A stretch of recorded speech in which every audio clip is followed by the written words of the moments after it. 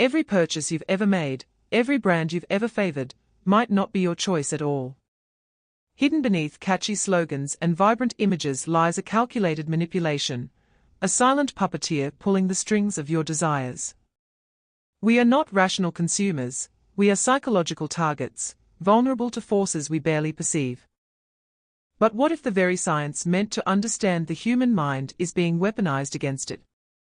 Tonight, we delve into the unsettling world of dark psychology in advertising, exposing the techniques designed to bypass your conscious awareness, subtly rewrite your preferences, and ultimately, control your spending habits.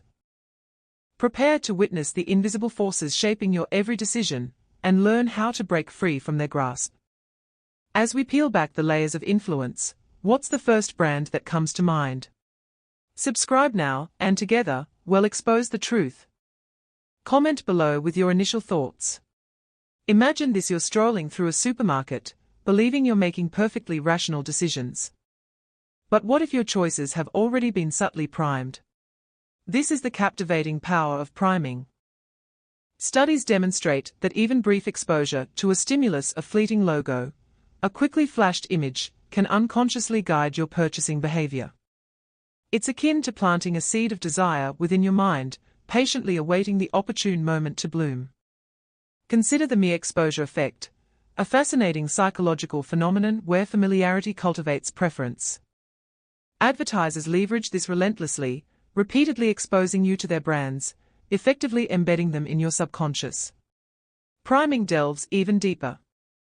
Picture the subtle, invigorating scent of citrus permeating a store, unknowingly boosting your alertness, and, consequently, your willingness to spend. Or the strategic deployment of color-vibrant red screaming sale, calming blue whispering trust. Remember the subliminal advertising scare that gripped the 1950s? While the infamous popcorn study was debunked, the underlying fear persists. Can our minds be manipulated without our conscious awareness? The truth, as always, is far more nuanced than the hype suggests. James Vicky's infamous popcorn experiment. Thoroughly debunked.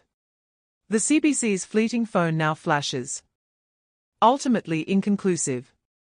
Even the FCC has stepped in, establishing rules to combat such blatant trickery. And studies reveal little to no real-world impact from these techniques.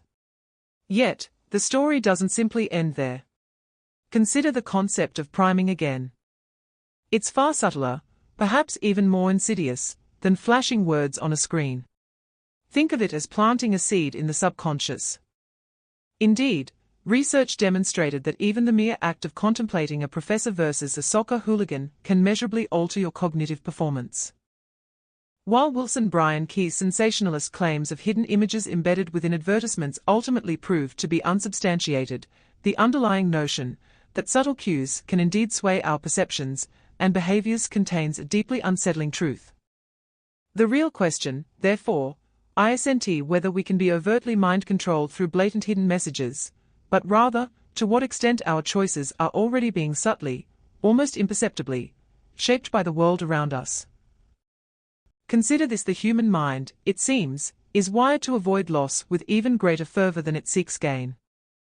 Daniel Kahneman and Amos Tversky illuminated this in 1979 with their prospect theory, revealing a fundamental asymmetry in how we value things. The pain of losing $100 resonates far more powerfully than the joy of gaining the same amount, sometimes twice as much. And advertisers, consciously or unconsciously, have weaponized this innate bias. Think of the limited-time offer, the flash sale, Amazon's lightning deals. These aren't just promotions, they are psychological pressure points, ruthlessly exploiting our inherent fear of missing out. Don't miss out. Whispers a far more compelling promise than get a great deal. The clock is ticking. The stock is dwindling. The fear of regret, that is the true motivator. From the shadows of manipulation, we now emerge into the dazzling light of social proof, that silent, ever-present persuader. Consider the chilling Asch conformity experiment, where individuals surrendered their own clear perceptions to align with a group consensus. A staggering 75% were swayed by the majority at least once, a testament to our deep-seated need to belong. This inherent desire for validation is weaponized daily, subtly shaping our decisions.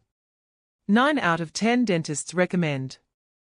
The precise origin may be shrouded in marketing mist, but the message resounds with crystal clarity: trust the experts, trust the consensus. Today, online reviews wield immense power, with a vast majority of consumers consulting them before making a purchase.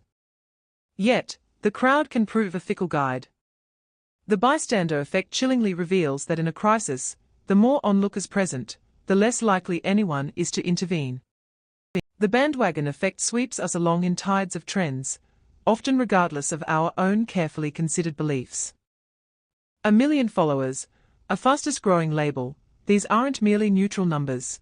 They are carefully constructed signals, expertly designed to bypass reason and tap directly into our deepest social instincts.